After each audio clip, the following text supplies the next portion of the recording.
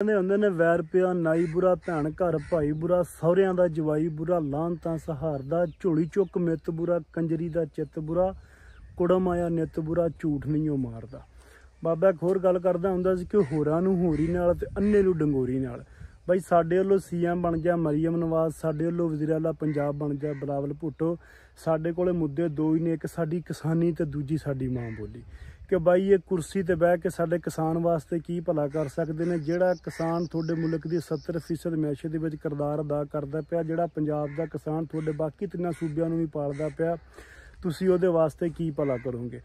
दूजा सब तो वध गिणती जिहड़ी पंजाबियां दी है 12 करोड़ मेजोरिटी जिन्हां कोले उन्हां दी मां बोली कोई नहीं, की तुसीं उन्हां नूं उन्हां दी मां बोली वापस करोगे। और बाकी साडे लोग ये गल करदे पए ने कि जी पंजाब दी पहली वारी कोई खतून जिहड़ी है CM बनी है, यार रजिंदर कौर की गल हुंदी पई है चढ़दे पंजाब 96-97 च कहिंदे ने वो बनी सी चढ़दे पंजाब वाले पासे।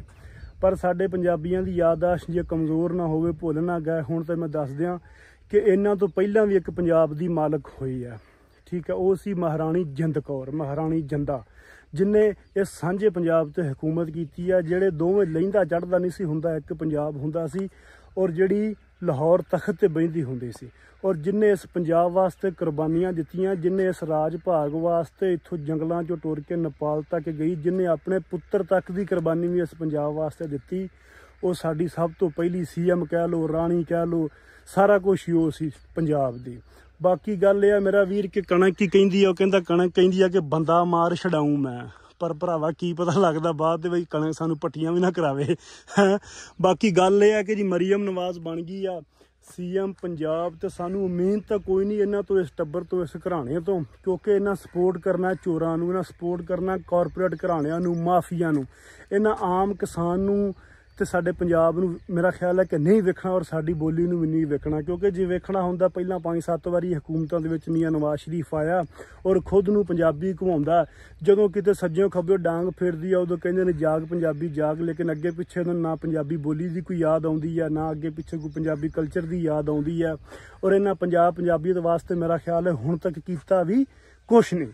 करना भी की सी जिहड़े अज तक पंजाब असैंबली दे विच खलो के पंजाबी ज़बान दे विच हलफ नहीं चक सके, कि सिंध दे विच उन्हां हलफ चुक्या, उन्हां दे मैंबरां ने ते नाल सिंधी दे विच भी चुक्या, ते इन्हां सिर्फ और सिर्फ उर्दू दे विच पंजाबी इन्हां दे सामने कोई ज़बान ही नहीं है, कोई उहदी कदर ही नहीं है।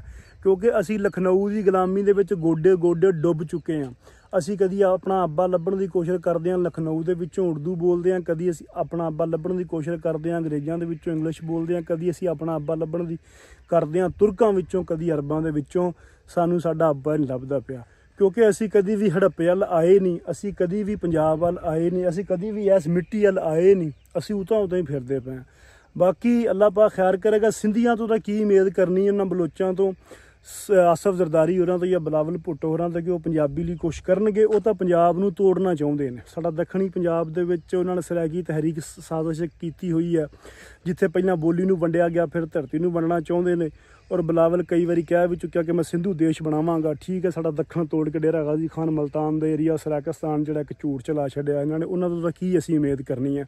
बाकी जांदे दौर दे विच एक छोटी जी गल करांगा कि सानू एक महाराजा रणजीत सिंह की लोड़ है, क्योंकि जिहड़ा नमक हरामा ने गंद पा रखिया ना इत्थे, उन्हां वास्ते सानू एक महाराजा रणजीत सिंह की लोड़ है। क्योंकि जदों उन्हें कुट्टे सी तां दोबारा इत्थे जुत्तियां पालिश करनी आए आ, ये दोबारा इत्थे राज करने वास्ते या राज खोण वास्ते या कब्जा माफिया बन के नहीं आए। बिल्कुल बेसिकली ये कब्जा ग्रुप कौम है, ठीक है।